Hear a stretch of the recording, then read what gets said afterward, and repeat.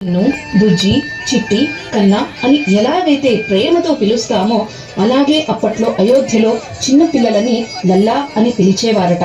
5-6 ఏళ్ల వయసున్న రాముణ్ణి రామ్ లల్లా అని అప్పట్లో పిలిచేవారట.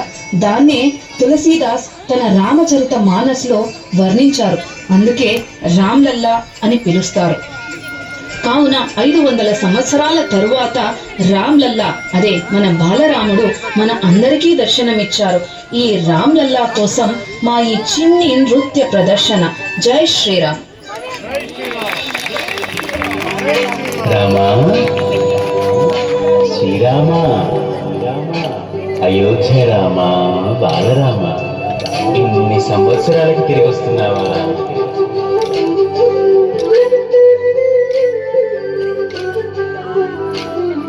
రండి రండి రామ భటులా, రండి రండి రామ దండులా, రామ రామ అని పవన పుత్రుడిలా రామ నామమే ఆలపించగా.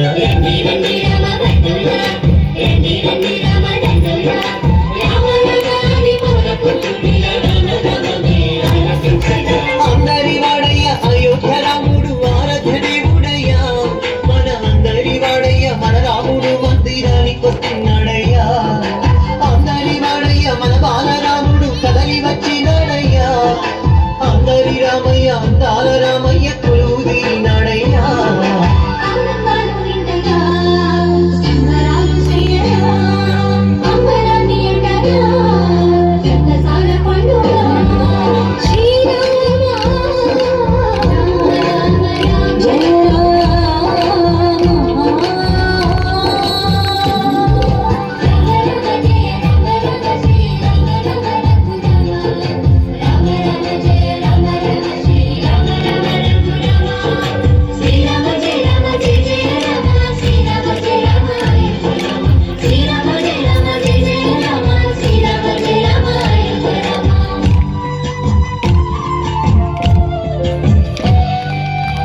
కపటం లేని కౌసల్య రామ రఘువంశ రణధీర రామ,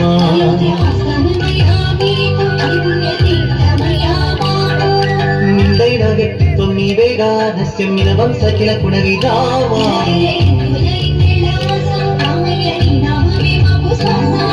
భరత జాతికి గర్వ కారణం, ధర్మ నిరతికి నిండు విగ్రహం, భరత గడ్డకే రాజసం శ్రీరామచంద్ర మందిరం.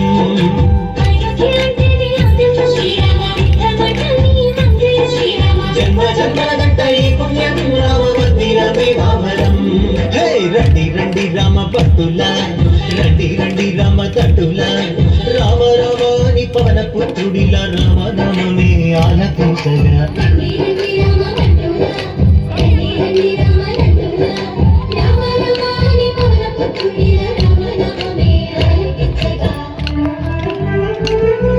శతాబ్దాల పోరాటము అందించిన ఫలితమిది, ధర్మానికి విజయమిది, న్యాయానికి విజయమిది, విశ్వాసపు శక్తిది, సమైక్యతకు సాక్ష్యమిది, మన అందరి మందిరమిది, బాలరామ మందిరమిది.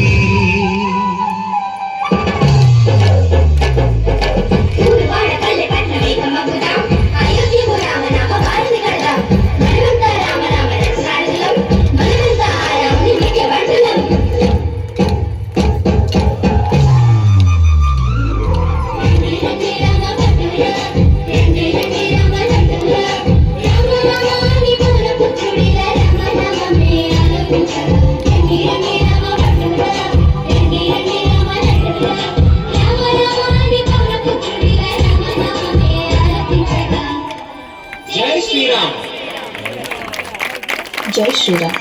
రామాయణము అంటే రాముడి అయనం, రాముడు నడిచిన మార్గం. రామాయణం వ్యక్తే కాదు, కుటుంబం, సమాజం, దేశం ఒక ఉన్నత స్థాయికి చేరుకోవడానికి రామాయణం మార్గనిర్దేశం చేస్తుంది. అందుకే రామాయణం నిత్య పారాయణమైంది. మానవ జీవితాన్ని ಒನ್ಸ್ ಮೋರ್ ಎಲ್ಲ ಇಲ್ಲಿಲ್ಲ. ತುಂಬ ಚೆನ್ನಾಗಿ ಮಾಡಿದ್ದೀರಾ.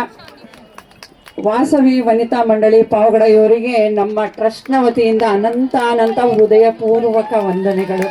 ತುಂಬ ಚೆನ್ನಾಗಿ ಮಾಡಿದ್ದೀರಾ. ಎಲ್ಲರೂ ಮುಕ್ತರಾಗಿ ನಿಮ್ಮನ್ನೇ ನೋಡ್ತಾ ಇದ್ರು, ಅಂದರೆ ರಾಮಾಯಣವನ್ನು ನೋಡ್ತಾ ಇದ್ರು.